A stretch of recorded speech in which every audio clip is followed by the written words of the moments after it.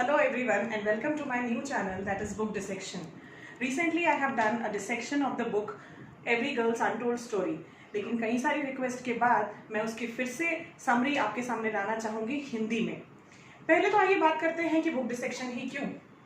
Book dissection इसलिए क्योंकि books जो है वाइडेस्ट सोर्स है नॉलेज का, लेकिन आज के ज़माने में जहाँ हम सभी दौड़ रहे हैं, भाग रहे हैं, एक दूसरे से आगे बढ़ने की कोशिश कर रहे हैं, हमारे पास समय नहीं होता बुक्स को पढ़ने का। और इसीलिए मैं आपके लिए लेके आई हूँ बुक डिसेक्शन, जहाँ पे मैं सारी इंपॉर्टेंट या रिलेवेंट बुक्स का डिसेक्शन करने की कोशिश करूंगी जो कि आपके लिए यूजफुल हो सकती हैं।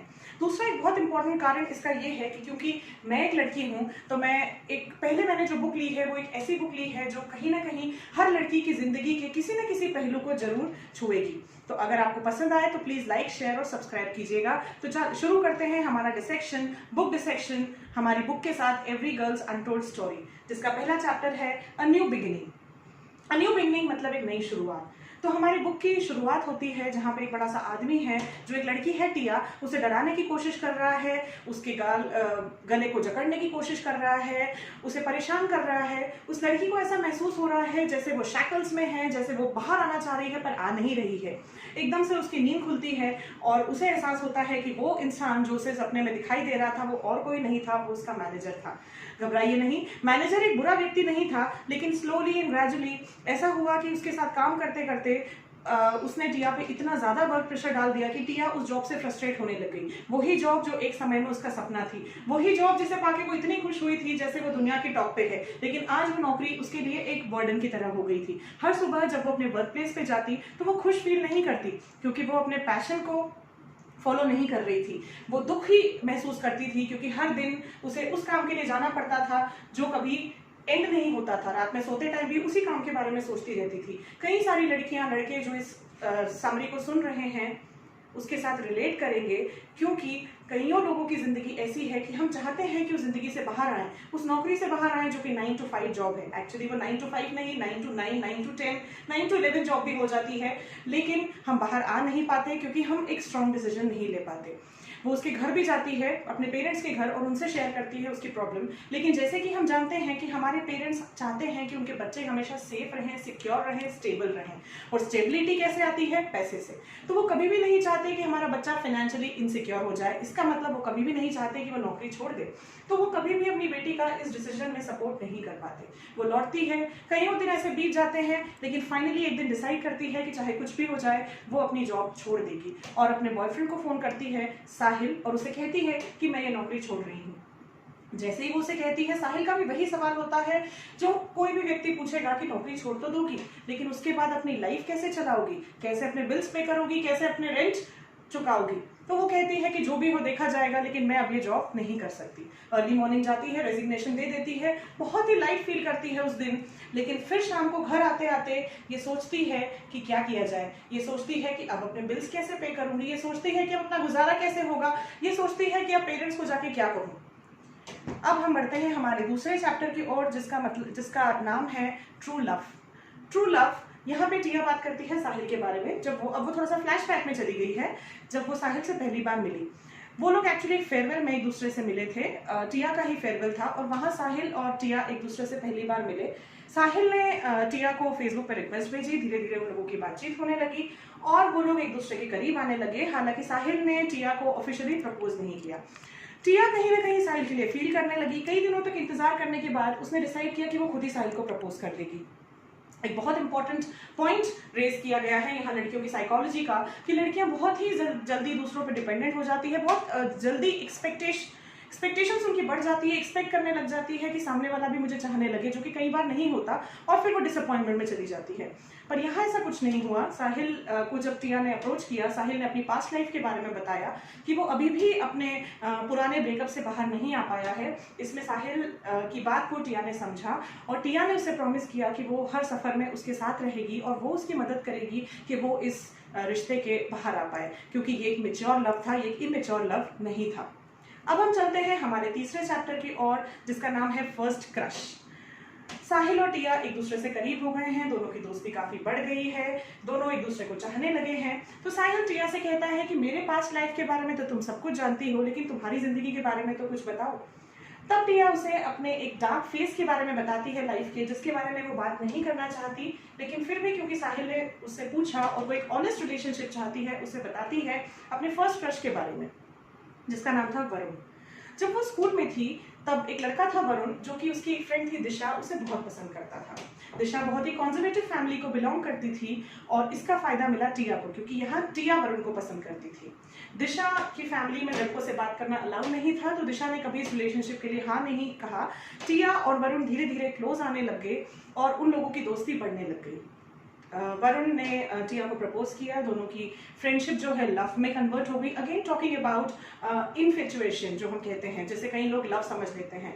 एक्चुअली जब स्कूल में होते हैं, बिकॉज ऑपोजिट जेंडर्स अट्रैक्ट, एक बहुत ही कॉमन सी साइकोलॉजी है, लड़कियां लड़के से प्यार समझ बैठते हैं, जो कि प्यार नहीं होता, जो बहुत ही इमेच्योर एक रिलेशनशिप होती है, एक टेम्पररी अट्रैक्शन होता है जो कुछ समय के बाद चला जाता है, लेकिन उस एज में वही पूरी दुनिया लगने लगती है।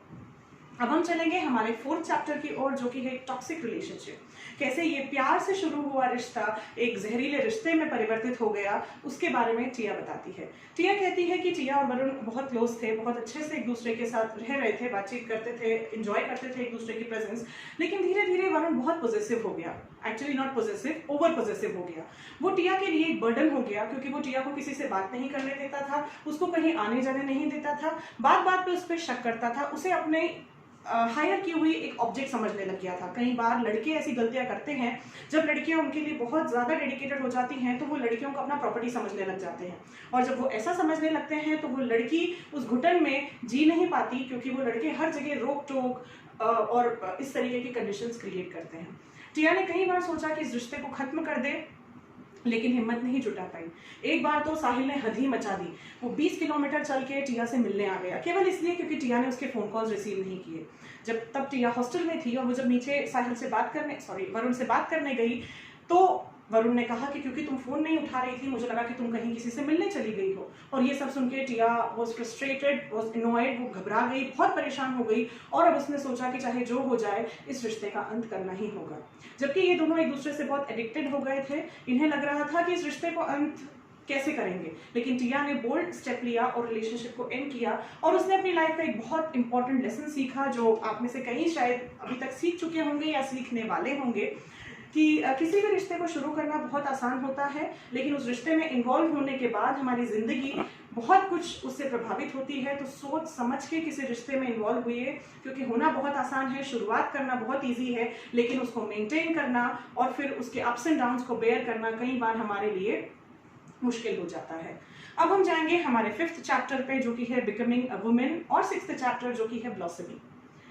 फिर टिया अपनी लाइफ के बारे में शेयर करती है, जब when she had her first periods, एक बहुत ही कॉमन फेज जो हर लड़की की लाइफ में आता है, जो बहुत ही एम्बैरेसिंग फेज होता है किसी भी लड़की की लाइफ का, क्योंकि यूजुअली हम हमारी मदर्स से इतना फ्रैंक नहीं होते कि हम इन चीज़ों के बारे में उनसे बात करें, क्योंकि हम इंडियन सोसाइटी में रहते हैं, और इवन मदर्स भी लड़कियों के साथ इतना फ्री नहीं होती कि love, sex and puberty and to talk about all these issues. तो इसीलिए टिया को भी जब पहली बार अपना पीरियड आया, she was embarrassed, she was frustrated, she was not able to face anyone, but slowly and gradually she realise that this is a part of a girl's life. उसे एहसास हुआ कि ये एक लड़की की जिंदगी का हिस्सा है, और ये जो साइकिल है ये एक बायोलॉजिकल साइकिल है, और हर लड़की की लाइफ में ये फेज आता है। धीरे धीरे वो उस बदलाव को महसूस कर रही थी और एंजॉय कर रही थी जो उसके अंदर आ रहा था। Initially she was like a Tom boy, लड़कों के साथ खेलती थी, मौज मस्ती करती थी, बिना फिक्र घूमती फिरती थी, लेकिन धीरे धीरे उसे एहसास हुआ कि वो एक लेडी है, जब उसकी बॉडी में ये ट्रांसफॉर्मेशन हुए और वो कहीं ना कहीं इस चेंज को महसूस करने लगी और इस बदलाव में अपने आप की खुशी ढूंढने लगी। अब हम चलते हैं हमारे नेक्स्ट लेसन की ओर, जो कि है finding independence and making friends. अब टिया फिर से फ्लैशबैक में चली गई है, जब पहली बार उसके पिताजी ने उसे हॉस्टल में छोड़ा था जब वो स्कूल में थी। वो फेज भी उसकी लाइफ का बहुत ही टफ फेज था, क्योंकि हम हमारे पेरेंट्स की छत्र छाया में एक बहुत ही खूबसूरत सी जिंदगी जीते हैं। जब हम इस लाइफ में होते हैं, we crave for independency. I am damn sure जो टीनेजर्स एडोलेसेंट्स मेरी इस समरी को सुन रहे हैं, वो इस बात को एग्री करेंगे कि स्पेशली जब बच्चा 9th से 12th में होता है, उसको चाहिए होती है आज़ादी। वो सोचता है काश एक ऐसी जिंदगी मिल जाए जहाँ पे पेरेंट्स नहीं हो, जहाँ मेरी जो मर्जी हो करूँ, कोई मुझसे कुछ पूछे नहीं, कोई सवाल ना करे। लेकिन जब वो जिंदगी में जाते हैं तो बहुत याद आती है माँ की खाने की, तब बहुत याद आती है पापा की फटकार की। और वही चीज़ टिया के साथ हुई। जब उसे हॉस्टल भेज दिया गया तो वहाँ पे वो बहुत ही दुखी महसूस कर रही थी, बहुत ही लोनली महसूस कर रही थी, क्योंकि उसके कोई दोस्त नहीं थे। हर बार वो अपने पिता को क्रिटिसाइज कर रही थी कि पापा आपने क्यों ऐसा किया। लेकिन धीरे धीरे उसके दोस्त बनने लग गए। उसकी पहली जो दोस्त बनी उसका नाम था श्रुति। श्रुति को देख के उसे लगता था कि श्रुति तो बहुत ही खुशनसीब है, क्योंकि वो उसके रिलेटिव्स के यहाँ रहती है, उसे पेरेंट्स से दूर नहीं रहना पड़ रहा। लेकिन जब श्रुति से क्लोजनेस बढ़ी तो उसे पता चला कि श्रुति अपने आंट और अंकल के पास रहती है। अंकल तो नो डाउट बहुत अच्छे हैं, लेकिन आंट बहुत ही बुरे स्वभाव की थी, उससे दिन भर काम करवाती थी, उसे पढ़ाई नहीं करने देती थी। तो टिया और श्रुति ने डिसाइड किया कि दोनों साथ में रह के अच्छे से पढ़ाई करेंगे और अपने पेरेंट्स को प्राउड फील करवाएंगे। धीरे धीरे टिया नए नए लोगों के कांटेक्ट में आती गई और उसके आयाम खुलते गए। The more we meet people the more we learn, क्योंकि जब तक हम लोगों से मिलेंगे नहीं, जब तक लोगों से बातचीत नहीं करेंगे, जब तक लोगों की जिंदगियों में झांकेंगे नहीं, हम नहीं समझ पाएंगे कि हम कितने ब्लेस्ड हैं। कई सारे बच्चे जो इस बात को सुन रहे हैं, हम कई बार अपने पेरेंट्स को इग्नोर कर देते हैं, अवॉइड कर देते हैं, उनसे मिसबिहेव करते हैं। पर एक बार उन बच्चों के बारे में सोचिए जिनके पेरेंट्स नहीं होते, जो ऑर्फन हैं, जो रेस्टोरेंट्स में, होटल्स में काम करते हैं। तब आपको एहसास होगा कि पेरेंट्स की वैल्यू क्या है। तो हर चीज़ की वैल्यू समझने के लिए कुछ समय के लिए उनसे दूर जाना जरूरी हो जाता है। तो वही चीज़ टिया के साथ हुई। उसे एहसास हुआ कि parents are the biggest assets in life, और जो फैसिलिटीज उसे उसके पेरेंट्स ने दी है वो हर किसी बच्चे को नहीं मिलती। वो एक और बच्ची के कॉन्टैक्ट में आई जिसका नाम था ज्योति। ज्योति बहुत ही बोल्ड और एग्रेसिव टाइप की लड़की थी, और टिया हमेशा उसे देख के सोचती थी कि मेरी ही उम्र की लड़की होते हुए इतनी बोल्ड कैसे। फिर उसे उसकी जिंदगी के एक अनसीन चैप्टर के बारे में पता चला जो बहुत ही भयावह था। एक्चुअली ज्योति जिस फैमिली को बिलोंग करती थी वहाँ पढ़ाई लिखाई अलाउ नहीं थी लड़कियों के लिए। वो अपनी जिद पे अपने भाई की मदद से हॉस्टल में पढ़ने के लिए आई। अपने फीस के एक्सपेंसेस भी वो खुद ही बेयर करती थी, और इसीलिए हर शाम वो कुछ हाउस होल्ड कोर्स करने के लिए आसपास के घरों में चली जाया करती थी।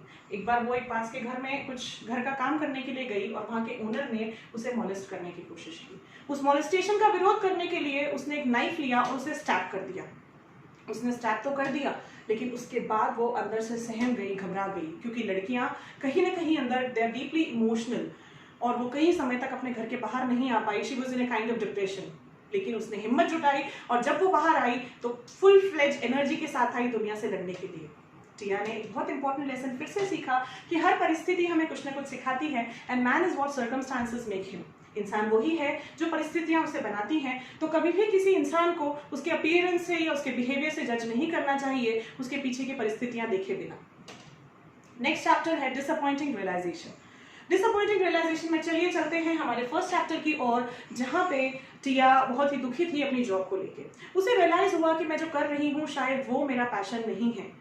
अगेन हम बात करते हैं प्रायोरिटीज के बारे में। जब बच्चा पढ़ता है और जब उसकी पढ़ाई पूरी हो जाती है, कई सारे यंगस्टर्स जो इस एज ग्रुप के हैं वो मुझसे एग्री करेंगे, तो हमें चाहिए होती है एक स्टेबल नौकरी। हमें लगता है बस एक बढ़िया सी नौकरी मिल जाए 9 से 5 की, काम पे जाएंगे आएंगे, पैसा अकाउंट में डिपॉजिट हो जाएगा, मस्त जिंदगी जिएंगे।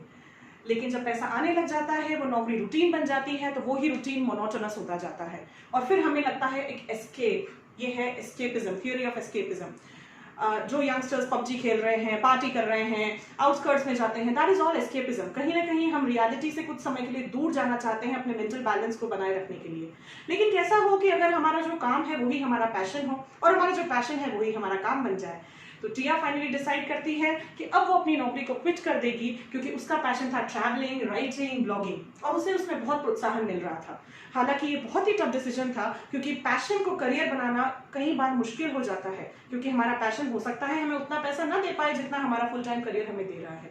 लेकिन वो डिसाइड करती है कि अपने पैशन को आगे बढ़ाएगी, और एक स्टेप आगे बढ़ा के जॉब क्विट करती है, और फिर अपने पैशन को परस्यू करती है, और उसमें बहुत ही सक्सेसफुल होती है।